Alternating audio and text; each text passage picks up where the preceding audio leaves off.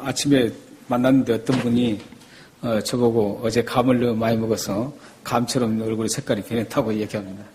네, 좀 타서 그랬을 것 같습니다. 네. 예, 감도 많이 먹었습니다. 제가 감을 너무 많이 먹어서 점심을 못 먹을 만큼 많이 먹었습니다.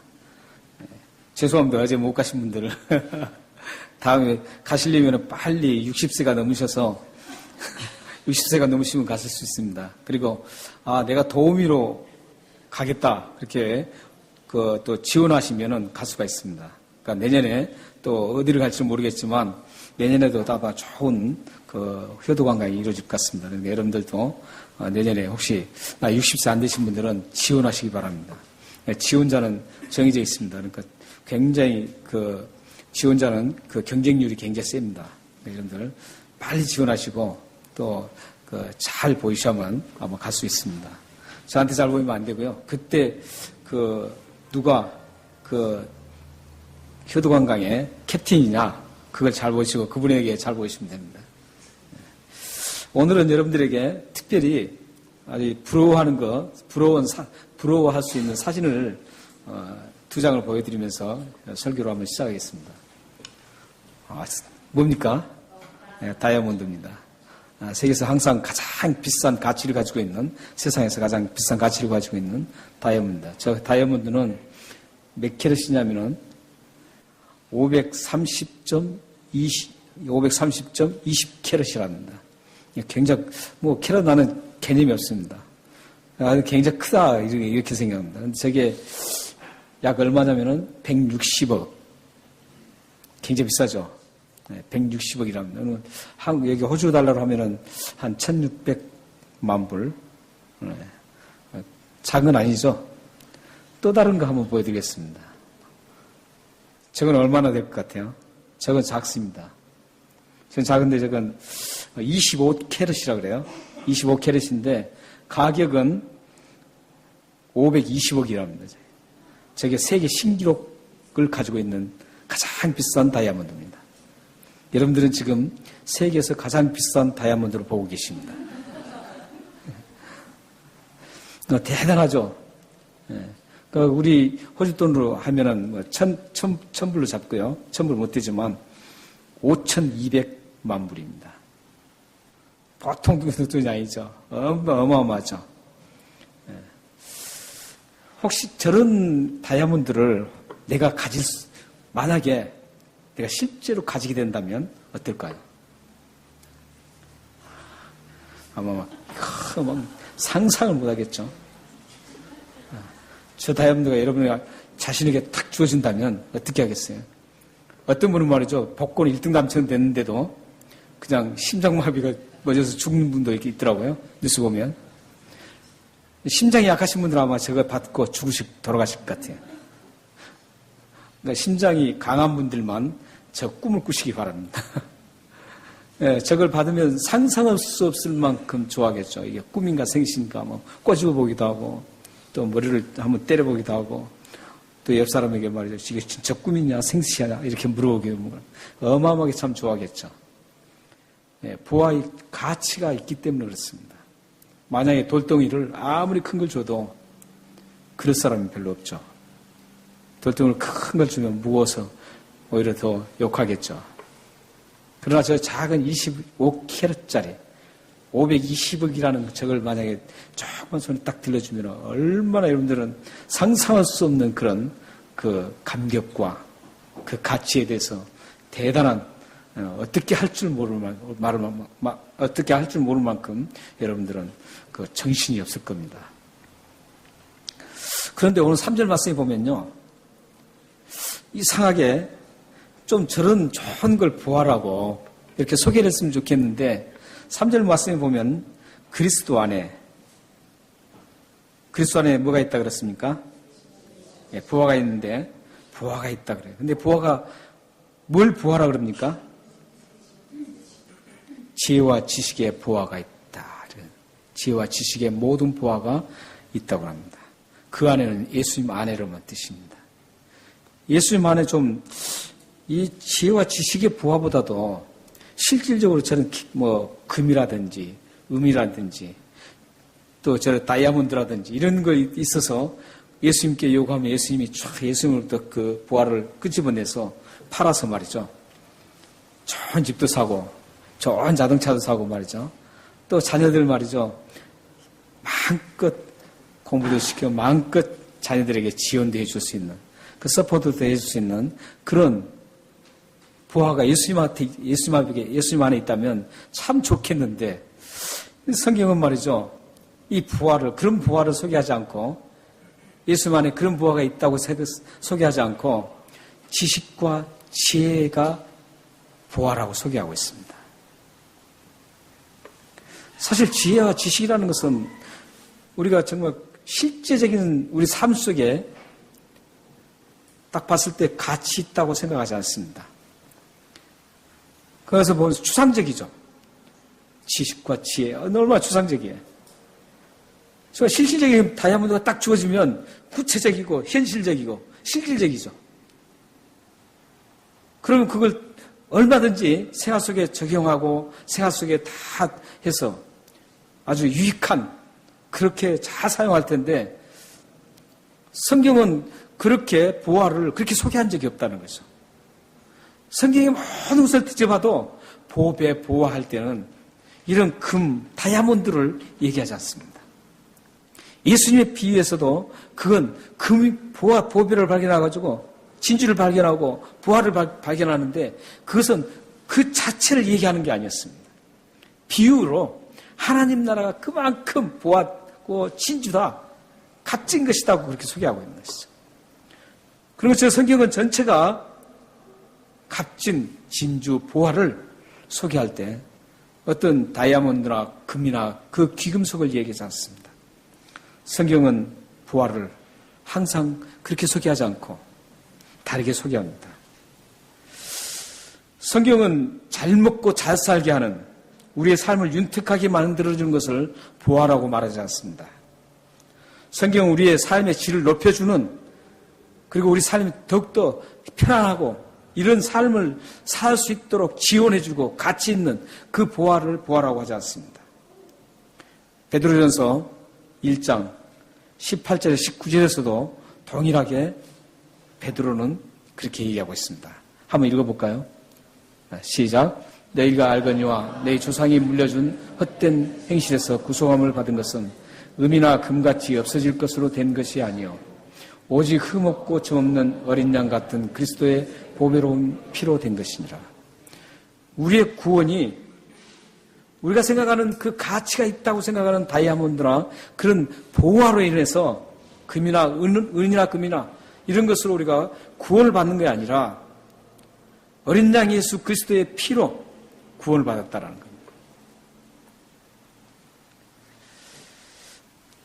그렇기 때문에 성경이 말하는 보화는 우리가 생각하는 우리 가치를 증명하는 세상 사람들의 가장 좋다는 가치에 기준을 두지 않고 성경이 말하는 보화는 죽을 수밖에 없는 우리를 살려주신 그 구원. 이게 보화라는 거예요. 그리고 그 구원받은 이후에 하나님이 기뻐하시는 삶으로 살아가는 그 모든 과정을 이끌어주는 것이 보화라는 겁니다. 우리의 삶에 구원이 어떤 것인가를 우리에게 인식시켜주고 가르쳐주고 또 구원을 알고 나서 구원을 받고 난 이후에 우리가 하나님 백성으로 살아가도록 우리를 이끌어주는 그 모든 것들이 보화라는 겁니다. 그게 뭐냐면 지식과 지혜라는 겁니다. 3절의 지혜는 하나님 말씀의 구원을 우리에게 지식은 우리를 구원이 어떤가를 인식하게 만들어줍니다. 그러니까 지식이 없으면 안 됩니다. 그러니까 이 지식과 지혜는 아주 밀접한 관계를 가지고 있습니다. 어제 저희들이 감농장을 갔는데 감나무에 감이 무척 열려 있었습니다. 많이 열려 있었는데 만약에 그 감을 보기만 하고 또 감을 따기는 땄는데 썩은 거나 또 익지 않는 걸 땄다면 먹을 수가 없죠. 그러니까 감을 인식하는 거. 아, 저 감나무구나. 저 감은 참 따서 먹으면 맛있겠구나.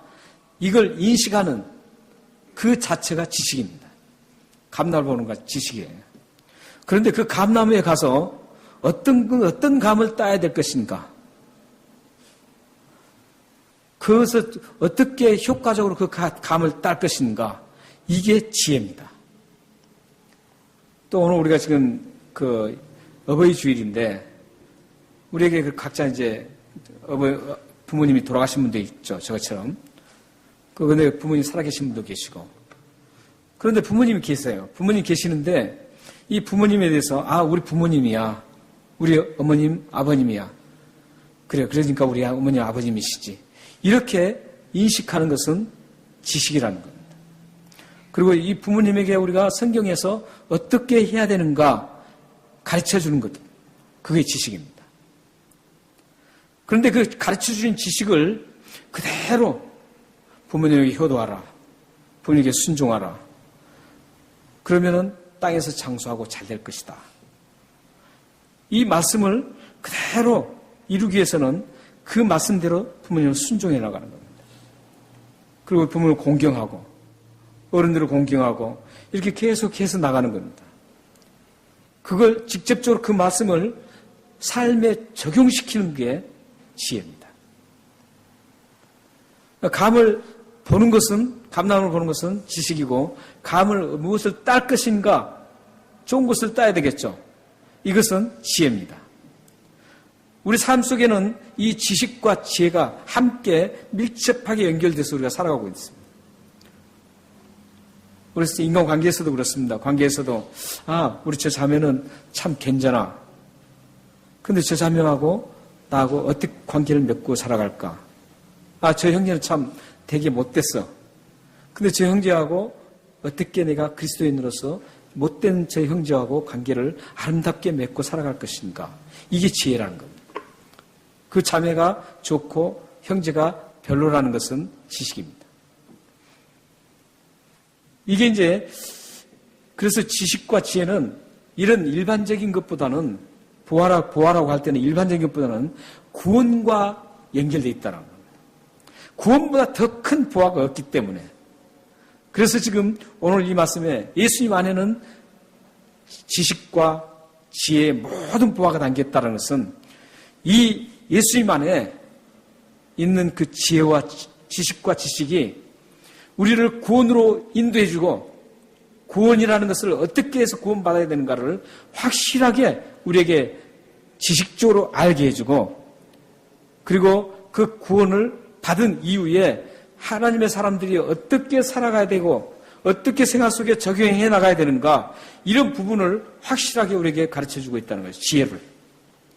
그래서 우리는 성경을 참 잘 알아야 됩니다. 성경을 잘 모르면 우리가 그리스도인답게 살아갈 수가 없어요. 그러니까 이 지식과 지혜가 우리의 온전한 그리스도인으로 만들어줍니다. 이래서 우리는 먼저 하나님이 어떠신 분인가 알아야 합니다. 하나님도 모르고 하나님 아버지 이러면 아무 소용이 없습니다. 하나님이 과연 어떠신 분인가? 이거 성경 속에서 우리 지식적으로 우리가 알아야 돼요. 그리고 나라는 인간의 그 존재는 어떤 것인가? 이걸 알아야 됩니다. 우리 인간은 맨 처음 인식할 때 이것부터 아셔야 됩니다. 우리는 타락된 인간이다. 죄인이다. 이게 성경에서는 첫 번째로 인간 인식입니다. 나는 죄인이다. 이 죄를 짓고 살아가는 사람이다. 근데 이 죄를 해결을 어떻게 할까? 이 방법이 나와야만 예수님이 필요하고 하나님 앞에 감사하고 그렇습니다. 하나님의 은혜가 임할 수가 있습니다. 그리고 또한 우리는 구원을 어떻게 받는지도 우리가 알아야 됩니다.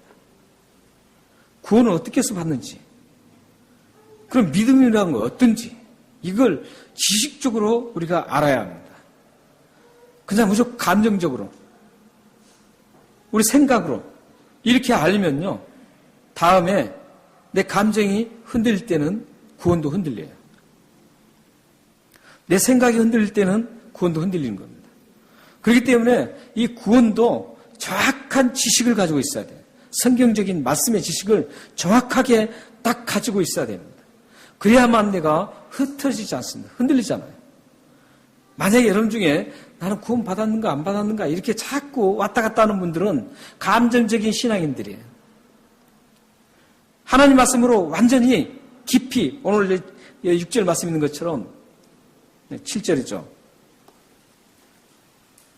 7절 있는 말씀 있는 것처럼 뿌리를 깊게 내리지 못했기 때문에 말씀의 뿌리를 깊게 못 내렸기 때문에 세워줄 수가 없는 거예요. 세워줄 수가 없어요. 그렇기 때문에 여러분들이 구원에 대해서는 최소한, 하나님에 대해서 최소한, 나라는 존재에 대해서 최소한, 믿음에 대해서, 예수 그리스도에 대해서 최소한 기본적인 지식은 딱 갖추고 있어야 됩니다. 무조건 믿어서는 안 돼요. 그러니까 이상한 말을 해도 아멘 아멘 하는 거예요. 그러니까 우리는 이 성경 말씀에 하나님은 어떠신 분이고 예수님은 왜 이 땅에 오셨고 예수님은 나를 위해서 어떻게 하셨는가?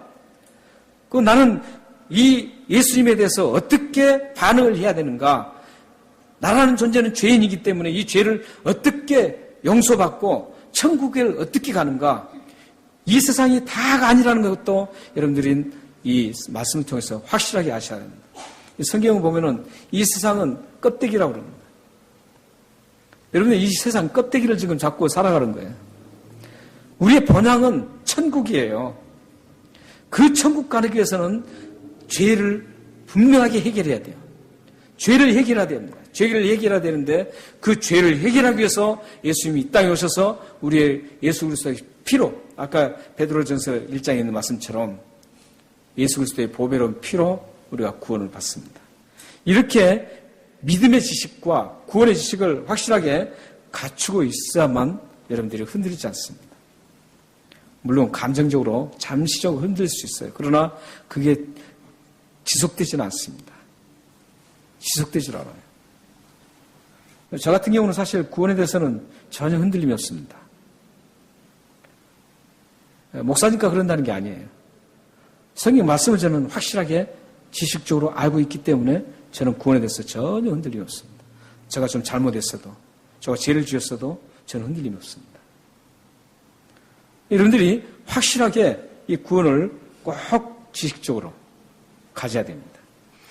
이 지식이 있는 다음에 그리스도인으로 살아갈 수가 있습니다. 믿음의 사람으로 살아갈 수가 있습니다. 이런 지식이 없으면 하나님의 백성으로 살아가기에 참 부족합니다. 오늘 말씀 4절에서 7절 말씀 보시면 이런 지식과 지혜의 관계를 잘 지금 묘사해 놓고 있습니다. 지금 3절에서는 예수님 안에 지식과 지혜라는 보화가 있다. 그렇게 말씀하시고 4절부터 7절까지는 그 지혜가 뭐고 지식이 뭐고 지혜가 뭔가 이 관계를 지금 잘 설명해주고 있습니다. 먼저 저기 4절 7절 한번 보십시오. 4절에서 6절 한번 보시기 바랍니다. 4절 5절 4절 5절 한번 보시면은 내가 이것을 말하면 아무도 교모한 말로 너희를 속이지 못하게 하려 함이니 내가 육신으로 떠나 있으나 심령으로는 너희가 함께 있어 너희가 질서 있게 행함과 그리스도를 믿는 너희 믿음의 굳건한 것을 기쁘게 봄이라. 이 말씀은 뭐냐면 지금 바울은 이 골로새 교인들과 또 그 위에 헤브라 다른 몇 교회가 있습니다. 라우디게 교회하고 세 교회가 있는데 그 세 교회 성도들을 잘 보지를 못했습니다. 못했는데도 불구하고 굉장히 기쁘다고 그러는 거예요. 왜 기쁘냐면은 오늘 여기 말씀에 보면 4절에 보면 이것을 말함. 그러니까 이것을 말함이라는 것은 하나님 지금 말씀이죠. 네, 말씀을 잘 새겨 들었기 때문에 지식의 말씀을 들었기 때문에 알고 있기 때문에 골로새 교회의 이단이 굉장히 침투해가지고 흔들려고 하고 있어요, 지금. 그런 상황입니다, 지금. 이단이 지난번에 우리가 설교를 들으셨기 때문에 아시죠? 노시즘이라는 혼합주의, 유대 종교와 신비주의가 혼합된 그 영지주의, 영지주의가 들어와서 교회를 지금 막 휘집으려고 하고 있는 거예요. 휘집어서 이 교회를 지금 와해시키고자 하는 거예요. 근데 그 뒤에 배경은 사단이 있는 것입니다. 사단이 있어요. 그래서 그 사람들은 예수 외에 다른 지혜와 지식을 가져야 된다고 지금 하는 거예요. 그래서 지금 사도 바울이 예수 안에는 완벽한 지혜와 지식이 있기 때문에 그게 최고의 가치의 보화를 가지고 있다는 거죠. 그래서 지금 지식과 지혜를 말씀하고 있는 겁니다. 교묘한 말로 계속 이 골로새 교회 성도들을 계속 현혹하는 겁니다. 그런데도 불구하고 골로새 교인들이 어떻게 하고 있어요? 질서 있게 행했다는 것이죠. 흐트러짐이 없었다는 거예요. 군대 용어라고 그래요. 질서 있게 군인들이 행진할 때 질서 있게 행진하는 것처럼 전혀 그렇게 얘기를 해도 물론 골로새 교회 몇 명은 이탈을 합니다. 그러나 대부분의 모든 교회가 다 뭉쳐서 굳건하게 흐트러지지 않고 계속 하나님 말씀에 믿음을 가지고 굳건히 갔다라는 겁니다. 그래서 바울이 기뻐했습니다. 그게 지금 4절 5절이에요. 그리고 6절 7절 말씀에 보면은 이 말씀은 이제 권면이에요. 이렇게 하라 이런 권면인데 여기서도 마찬가지로 지금 4, 5절에서도 그 말씀이라는 지식이 있기 때문에 그들이 이단의 교묘한 속임수에도 불구하고 넘어지지 않고 잘 믿음을 지키면서 걸어갔던 것처럼 이제 앞으로 계속적으로 지식의 말씀을 가지고 가면 어떤 지혜로운 삶을 살 것인가를 6절, 7절 말씀하고 있습니다. 그러니까 지금 현재와 미래를 같이 지금 얘기하고 있습니다. 그러니까 6절, 7절은 미래에 일어날 하나님 말씀으로 인해서 지혜롭게 살아갈 수 있는 미래를 얘기하고 있습니다. 한번 볼까요? 그럼 어떤 겁니까? 특히 7절 한번 보세요. 이제 6절도 있죠. 6절도 그리스도의 예수로 받았으니 이것은 지식입니다. 그리고 그 안에서 행하는 것, 이것은 지혜죠. 그리고 7절에 보면 그 안에 뿌리를 박으며 세움을 받아 교훈을 받은 대로 교훈을 받은 대로 이게 지금 하나님 말씀을 받은 대로 이런 뜻입니다. 하나님 말씀을 받은 대로 어떻게 돼요? 믿음에 굳게 서서 감사함을 넘치게 하라는 거죠. 하나님 말씀은 지식이에요. 그러니까 하나님 말씀을 여러분들은 여기서 지금 7절에서 굉장히 중요하게 우리가 여겨야 될 것은 뭐냐면 교훈을 받은 대로 이 부분입니다. 왜냐하면 교훈을 한 번 받고 마는 게 아니라 교훈을 계속적으로 받으라는 겁니다. 여러분들이 교훈을 항상 받으셔야 돼요. 그러니까 말씀을 항상 가까이 해야 됩니다. 여러분들이 개인적인 성경 읽기를 통해서 말씀을 항상 가까이 하셔야 됩니다. 그리고 오늘 이렇게 설교를 듣는 걸 통해서 말씀을 가까이 해야 되고 커피 브레이크 나눔을 통해서도 함께 말씀을 가까이 해야 되고 말씀을 여러분들이 묵상하면서 큐티를 한다든지 이렇게 할 때도 여러분들 그렇게 말씀을 가까이 하는 겁니다. 이런 말씀을 가까이 하려고 하는 최대한 여러분 생활 속에 다른 것 못해도 말씀 가깝게 해야 됩니다. 일주일에 한 번 오셔서 설교 듣는 것으로 만족하시면 안 돼요. 그러니까 교훈을 계속 받아야 됩니다. 왜냐하면 우리는 망각할 수 있고 연약하기 때문에 자꾸 우리는 다른 길로 갑니다. 오늘은 이렇게 잘 살다가 내일은 언제 뒤집어질지 모릅니다. 그렇기 때문에 다시 말씀을 받고 새 힘을 얻어서 다시 일어서야 되는 거죠. 그러면서 점점 굳게 세워져 가는 겁니다. 오늘 직접 말씀인 거죠. 자꾸 뒤집어지고 하지만 그게 자꾸 세워지는 거예요. 굳게. 그런데 그걸 말씀을 통해서 가능하다는 겁니다. 말씀의 지식을 통해서. 여러분들이 말씀의 지식을 항상 받아야 됩니다. 그 교훈을 계속 받으셔야 돼요. 개인적으로 여러분들 받으시든지 말씀 설교를 통해 받든지 저를 개인적으로 함께 만나서 말씀을 나누면서 받든지 커피 브레이크를 통해서 받든지 계속 말씀을 받아야만 여러분들이 어떻게 된다고요? 믿음에 굳게 굳게 서서 감사함을 넘치게 할 수 있다는 것. 그러니까 지혜롭게 행할 수 있다는 거예요. 이 감사라는 것은 쉽게 할 수 없는 거죠. 감사의 그 정도를 보면 그분이 얼마나 지혜로운 사람인지를 알 수 있습니다. 여기서 지혜는 세상의 어떤 그 교활한 방법 이런 걸 말하지 않아요. 아까도 말씀드렸듯이 지혜는 무엇과 연관된다고요? 구원과 연관됩니다. 구원받은 사람이 구원받은 사람처럼 살아가는 그 모습, 이게 지혜라는 것이죠.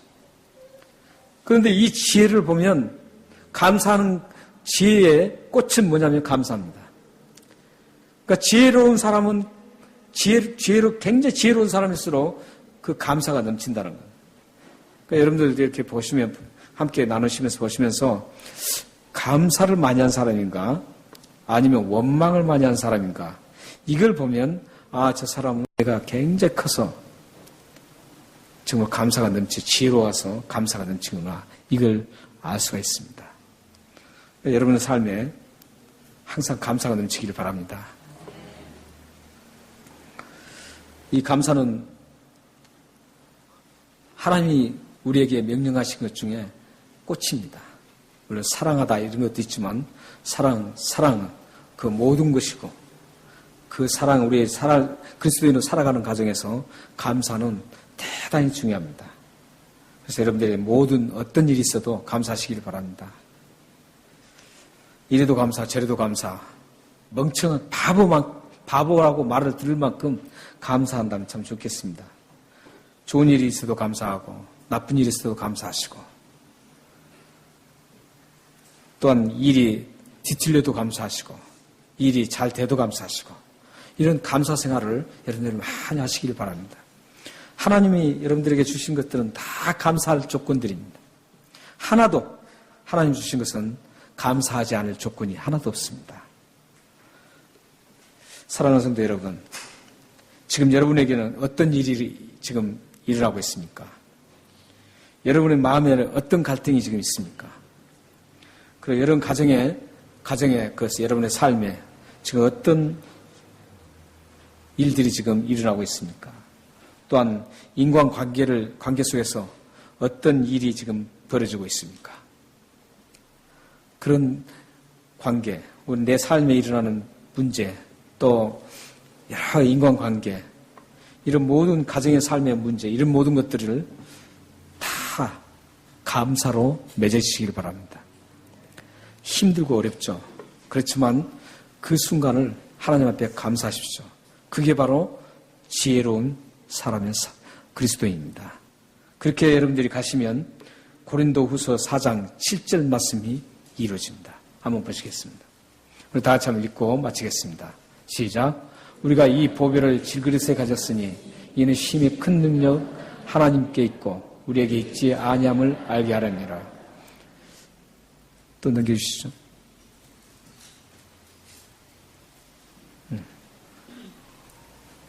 네, 제가 계속 읽겠습니다.